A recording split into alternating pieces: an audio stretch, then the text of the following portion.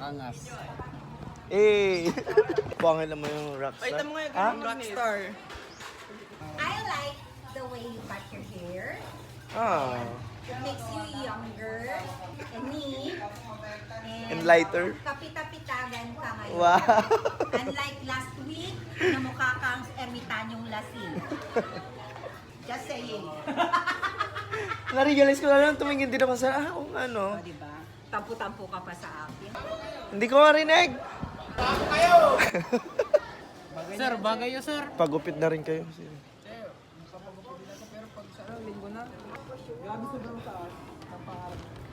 Grabe ka ha, binubuli mo. Sa lahat sa buong school pagdating ko, ikaw lang nang bully sa akin. Bakit naman talaga siya? Kailangan eh. Ano? Kayong mushroom. Hindi ako. Grabe naman yung pinya. Sabi niya ng pamay. Pidaway ko no ay. Pidaway cut ba yan sir? Bakit sir? Hindi siya paid away, army cut niya. Army bro.